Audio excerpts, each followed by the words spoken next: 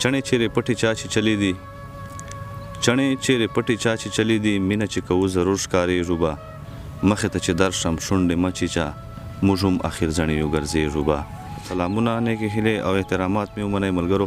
په دې وخت باندې ګلداد درویش صاحب له موږ سره ناسته چې له غرغۍ سره تعلق لري او ډېر خوشحالی په زړه پورې باندې لیک کوي. مسافري باندې وغورځل ته راغلی د کلي وطن ته او امید کوو چې تاسو ته خوشحالی کلام جنې وارو. مننه امید صاحب چې تاسو دومره په لنډ وخت باندې موږ ته دومره ټیم وایستلی او موږ هم په خپل پروګرام کې شرکت راکړی او موږ ډېره ډېره مننه کوو. ګلداد صاحب یو سوال تاسو نه وکړو چې بیا مو هنیات ستا مسافري ته که نه؟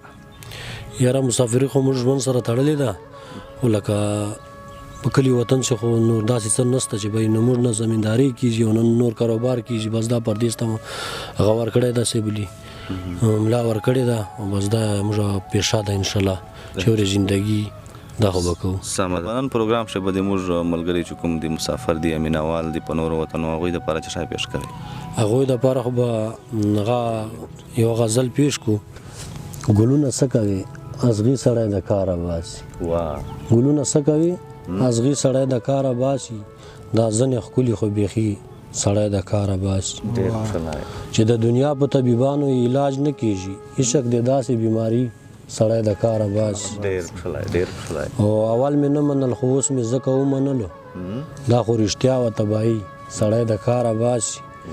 او چې په قرضه درله یوه روپۍ څوک نه درکوي ملګرو ډېره غریبي سړی د کاره باسي.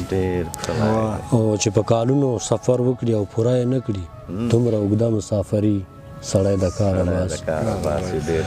اوس به یوه غزل پسې ووایو چې که مې د ګل پالنه ونه کړه ازغی به نه یم که مې رنګونه دلته رانه وړه سپرلی به نه یم. که مې د ګل پالنه ونه کړه ازغی به نه یم که مې رنګونه درته رانه وړل سپرلی به نه یم. که په خپل در کې د ملنګ په شان یې ونه لیدم که په خپل در کې د ملنګ په شان یې ونه لیدم بیا به دروغ وي ستا د مینې لیونی به نه یم.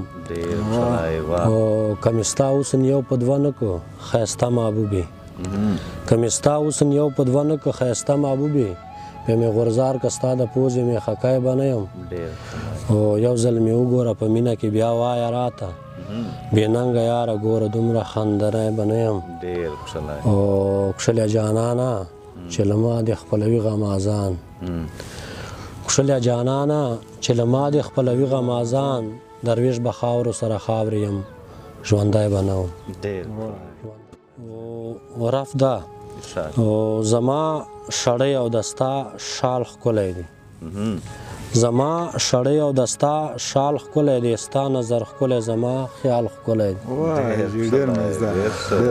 او راتلونکي دور نه به خدای خبر وي راتلونکي دور نه به خدای خبر وي زما نظر کې خو فلحال ښکلی دی.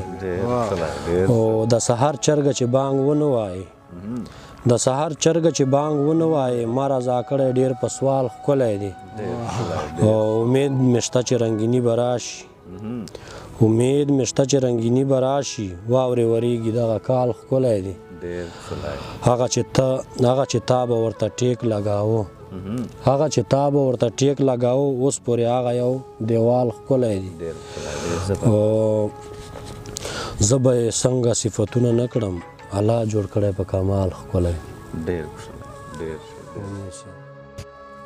ملګرو دا و ګلداد درویش صاحب تاسو سره ډېر خوشحالی کلام شریک کړی موږ هم خوند ځینې واخیستی امید کوو چې تاسو به هم خوند ځینې اخیستی وي. دا وخت د موږ د پروګرام وخت هم سر ته رسېږي موږ ټولو ملګرو ته راکوي اجازت د لوی الله په امان.